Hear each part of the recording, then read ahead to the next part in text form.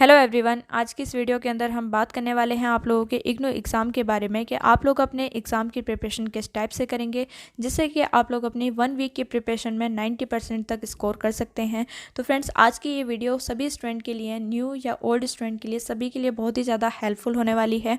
और इस वीडियो के अंदर मैं आप लोगों के साथ कुछ ऐसी ट्रिक्स शेयर करूँगी जिससे कि आप लोग अपने बिना बुक्स पढ़े भी अपने 90% तक स्कोर कर सकते हैं, वो भी 1 वीक के प्रिपरेशन में। तो फ्रेंड्स, यही इंपॉर्टेंट ट्रिक्स जो हैं जो मैंने अपने ऊपर अप्लाई की थी अपने एग्जामिनेशन टाइम पर, वही मैं आप लोगों के साथ शेयर करने वाली हूँ। और ये काफ़ी ज़्यादा इफेक्टिव ट्रिक्स हैं, तो आप लोग भी इन्हें फॉलो कीजिएगा और आई एम श्योर कि आप लोगों को बेटर ही रिजल्ट मिलेगा। ठीक है, तो चलिए स्टार्ट करते हैं। जैसे कि आप लोगों के इग्नू दिसंबर 2022 के एग्ज़ाम हैं, ठीक है, तो आप लोगों को सबसे पहले मैं उन्हीं के बारे में बता देती हूँ। तो सबसे पहले तो हम बात करेंगे आपके न्यू स्टूडेंट के बारे में।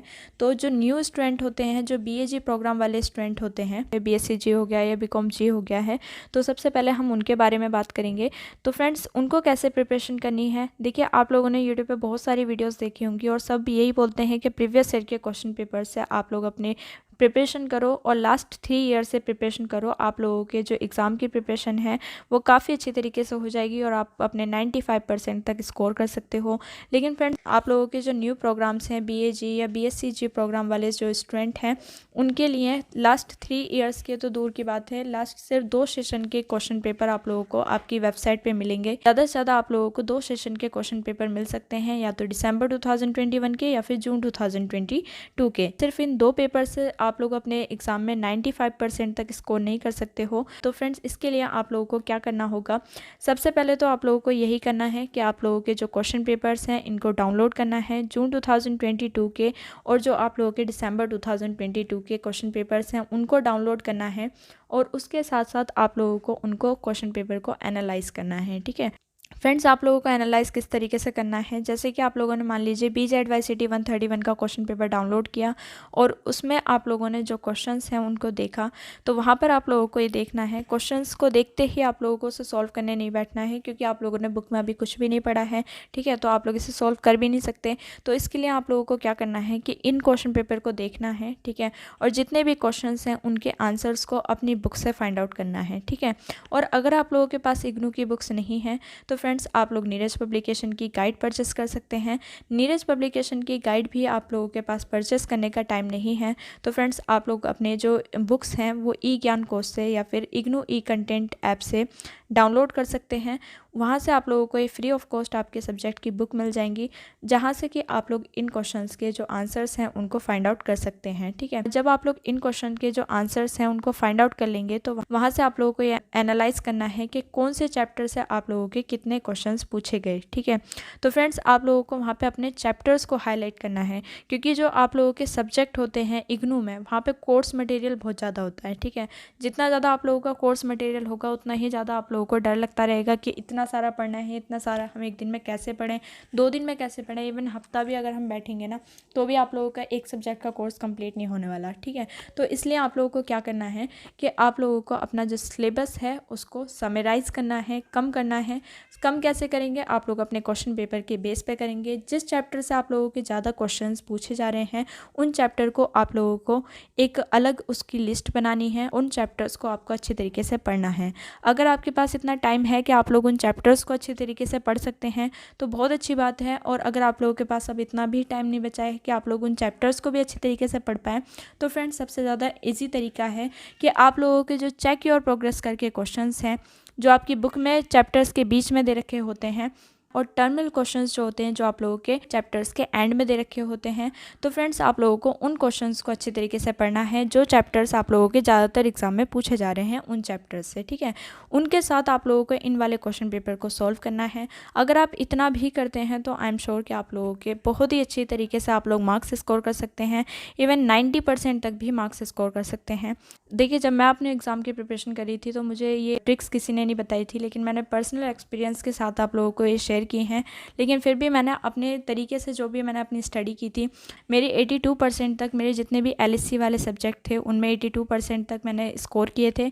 बाकी जो सब्जेक्ट थे किसी में 68 थे तो किसी में 72 थे, लेकिन जो मेरे 82% आए थे वो मेरे LSC वाले सब्जेक्ट में आए थे, जहाँ पर कि मैंने अपने इसी तरीके से एनालाइज़ किया था क्वेश्चन पेपर को, और क्वेश्चन पेपर को एनालाइज़ करने के बाद उन चैप्टर्स को अच्छे तरीके से पढ़ा था। ठीक है, मेरे पास इतना टाइम था कि मैं चैप्टर्स को पढ़ सकूँ, लेकिन आप लोगों में कुछ ऑफिस गोयर्स होंगे, कुछ हाउसवाइफ्स होंगी, ठीक है, कुछ स्टूडेंट्स होंगे जो अपने किसी और कॉम्पिटिटिव एग्ज़ाम की प्रिपरेशन कर रहे हैं, तो आप लोगों के पास हो सकता है इतना टाइम ना हो। तो आप लोग क्या करेंगे कि फ्रेंड्स, अगर आप लोगों को अच्छी परसेंटेज लेकर आनी है तो क्वेश्चन पेपर को एनालाइज करना है, अपने सिलेबस को समराइज़ करना है, और तब आप लोगों को अच्छे तरीके से अपने एग्जाम की प्रिपरेशन करनी है। ठीक है, जब आप इस तरीके से अपने क्वेश्चन के आंसर को अच्छे तरीके से लर्न करेंगे तो उसे ना एक सेपरेट जगह पे लिख लीजिएगा। ठीक है, सेपरेट जगह पे लिखने से ये होगा कि आप लोगों को बार बार बुक्स देख कर डर नहीं लगेगा कि इतने सारे चैप्टर बीच बीच में से ढूंढेंगे तो आप लोगों को वही फीलिंग आएगी कि आप लोगों ने पूरी बुक को पढ़ना है। ठीक है, तो इसलिए आप लोग एक कॉपी में अलग से नोट डाउन कर लीजिएगा। ठीक है, तो कॉपी में नोट डाउन करने के बाद आप लोग उसे अच्छे तरीके से पढ़ लीजिएगा। ठीक है, फिर उसके बाद आप लोगों को फ्रेंड्स अपने जो असाइनमेंट हैं उन पे बहुत अच्छे तरीके से ध्यान देना है। जो असाइनमेंट होते हैं वो आप लोगों का 30% वेटेज रखते हैं, और जो आप लोगों की थ्योरी होती है वो 70% वेटेज रखती है। ठीक है, तो असाइनमेंट आप लोगों को इस तरीके से प्रिपेयर करने हैं, इतनी अच्छी तरीके से प्रिपेयर करने हैं जिससे कि आप लोगों के 30 में से 29% तो कम से कम आप लोग लेकर ही आ जाएं, या फिर 28। तो ये भी आप लोगों की परसेंटेज इंक्रीज़ करने पे बहुत ज़्यादा इंपॉर्टेंट रोल प्ले करेगा आप लोगों का असाइनमेंट। आप लोगों के असाइनमेंट में मार्क्स अच्छे होंगे और आप लोगों के थ्योरी में भी आप लोग अच्छे मार्क्स गेन करेंगे, तो आई एम श्योर कि आप लोग 90% नहीं तो 80% तक स्कोर आराम से कर ही लेंगे। ठीक है, ये तो होगी कि आप लोगों को प्रिपरेशन कैसे करनी है। अब बात करते हैं कि आप लोगों को क्वेश्चन पेपर अटैम्प्ट कैसे करना है। मैं एक क्वेश्चन पेपर आप लोगों को दिखा देती हूँ कि आप लोगों को किस तरीके से उसको अटैम्प्ट करना है। ठीक है, तो चलिए देख लेते हैं। तो फ्रेंड्स, इस तरीके से मान लीजिए कि ये आप लोगों का एक BA का क्वेश्चन पेपर है BPSC 132 का। ठीक है, तो यहाँ पर आप लोगों को ये क्वेश्चन पेपर दिया जाएगा इस टाइप से। ठीक है, तो सबसे पहले तो आप लोगों को देखना है कि आप लोगों को टाइम लिमिट कितनी दी गई है। तो 3 घंटे की टाइम लिमिट दी जाती है, तो 3 घंटे के अंदर ही आप लोगों को अपना क्वेश्चन पेपर सॉल्व करना है। कोई भी आप लोगों को एक्स्ट्रा टाइम लिमिट नहीं दी जाएगी, इवन 5 मिनट भी आप लोगों को एक्स्ट्रा नहीं दिए जाते एग्जामिनेशन सेंटर पर। ठीक है, तो इसलिए आप लोगों को 3 घंटे की जो टाइम है उसी में अपने पेपर को सॉल्व करना है। फिर उसके बाद देखना है आप लोगों को जो नोट गिवन होता है, ये हर क्वेश्चन पेपर में होता है, इस नोट को आप लोगों को अच्छे तरीके से पढ़ना है। यहाँ पे दे रखा होता है कितने क्वेश्चंस आप लोगों को करने हैं, कितने क्वेश्चंस आप लोगों को कितने वर्ड में करने हैं, और कितने मार्क्स हर एक क्वेश्चन आप लोगों का कैरी करता है। ठीक है, तो यहाँ पे दे रखा है कि सभी क्वेश्चन में से सिर्फ आप लोगों को 5 क्वेश्चन को अटैम्प्ट करना है, और हर एक क्वेश्चन जो होगा वो आप लोगों का 400 वर्ड्स में होना चाहिए, और आप लोगों को एटलीस्ट दोनों सेक्शन से, सेक्शन 1 में और सेक्शन 2 में, दोनों में से आप लोगों को एटलीस्ट 2-2 क्वेश्चंस को अटैम्प्ट करना है। ठीक है, तो फ्रेंड्स आप लोग यहाँ पे देख सकते हैं कि ये सेक्शन 1 है। सेक्शन 1 में आप लोगों के यहाँ पे 4 क्वेश्चंस पूछे गए हैं, और सेक्शन 2 से भी आप लोगों के यहाँ पे 4 क्वेश्चंस पूछे गए हैं।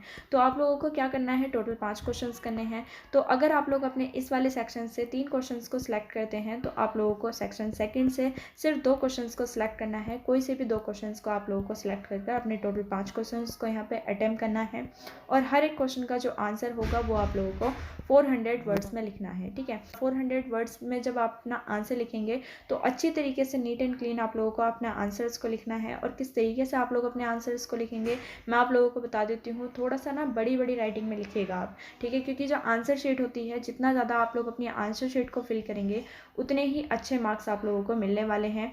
देखिए, आंसर शीट जितनी ज़्यादा ब्लैंक होगी उतने ही मार्क्स आप लोगों के कट होने के चांसेस रहेंगे, लेकिन आंसर शीट जितनी आप फिल करेंगे उतने ही बेटर मार्क्स आप लोगों के मिलने के चांसेस रहते हैं। जिन स्टूडेंट ने अपनी आंसर शीट को अच्छे तरीके से फिल किया हुआ होता है, उनके किसी तरीके से बैक आ जाती है और वो री-इवैल्यूएशन में अप्लाई करते हैं तो उनके जो मार्क्स होते हैं वो हमेशा बढ़कर ही आते हैं। लेकिन जो फ्रेंड्स अपनी आंसर शीट को ब्लैंक छोड़ कर आते हैं, अगर वो बच्चे अपने री-इवैल्यूएशन के लिए अप्लाई करते हैं तो उनके ज़्यादा से ज़्यादा 2 या 3 मार्क्स बढ़कर आते हैं, जिससे कि उनका पासिंग मार्क्स तक भी मार्क्स नहीं हो पाते हैं। ठीक है, तो फ्रेंड्स आप लोगों के लिए सबसे ज़्यादा मस्ट है कि आंसर शीट को फुल करना। ठीक है, तो इस तरीके से आप लोगों को आंसर आंसर शीट को फिल करना है और आंसर शीट को फिल करने के बाद आप अपने आंसर्स को जो भी क्वेश्चन में पूछा गया है उसको पॉइंट वाइज दीजिएगा अपने आंसर्स को, ताकि आप लोगों की जो आंसर शीट है वो नीट एंड क्लीन लगे और चेकर को भी अच्छा लगे चेक करने में। ठीक है, जितना ज़्यादा आप अपनी आंसर शीट को कॉम्प्लिकेटेड करेंगे उतनी ही ज़्यादा आप लोगों के मार्क्स कटने के चांसेस रहेंगे, और जितनी ज़्यादा आप लोग अपनी आंसर शीट को नीट एंड क्लीन रखेंगे उतने ही अच्छे मार्क्स आप लोग वहाँ से स्कोर कर सकते हैं। ठीक है, तो फ्रेंड्स इस तरीके से अपने एग्जाम की प्रिपरेशन करते हैं और इस तरीके से अपने एग्जाम को अटेम्प्ट करते हैं तो आई एम श्योर कि आप लोग आराम से अपने 80 to 90% तक स्कोर कर सकते हैं। तो फ्रेंड्स बस आज की वीडियो में इतना ही। होप ये वीडियो आप लोगों के लिए हेल्पफुल रहे। और फ्रेंड्स आप लोगों के इग्नू के बहुत सारे इंपॉर्टेंट क्वेश्चंस की वीडियोस हमारे चैनल पर अपलोड हैं, तो फ्रेंड्स अगर आप लोगों का उनमें से कोई सब्जेक्ट है तो आप लोग प्लेलिस्ट चेक कर सकते हैं, चैनल की वीडियोस चेक कर सकते हैं। अगर आपका उनमें से कोई सब्जेक्ट है तो आई एम श्योर कि आप लोगों के एग्जाम की प्रिपरेशन हमारे चैनल से काफ़ी अच्छे तरीके से हो जाएगी, क्योंकि यहाँ पर बहुत ही ज़्यादा इंपॉर्टेंट क्वेश्चंस मैं आप लोगों के साथ शेयर करती हूँ। कुछ सब्जेक्ट के तो बहुत ही ज़्यादा आप लोगों के लिए बेनिफिशियल रहेंगे बीएससी और बीएसजी प्रोग्राम वाले स्टूडेंट के लिए। तो फ्रेंड्स आप लोग उन सब्जेक्ट की जो वीडियोस हैं उनको अच्छे तरीके से देखिएगा और उन क्वेश्चंस की भी प्रिपरेशन आप लोग अच्छे तरीके से कर सकते हैं और अपने एग्जाम में अच्छे से अच्छे मार्क्स स्कोर कर सकते हैं। बाकी जो ट्रिक्स मैंने आप लोगों को बताई हैं उनको ज़रूर फॉलो कीजिएगा। और फ्रेंड्स अगर आप लोगों को किसी और सब्जेक्ट के भी इंपॉर्टेंट क्वेश्चंस की वीडियो चाहिए तो आप लोग कमेंट सेक्शन में ज़रूर बताइएगा, अपने सब्जेक्ट को कमेंट में ज़रूर मेंशन कीजिएगा। Thank you for watching this video.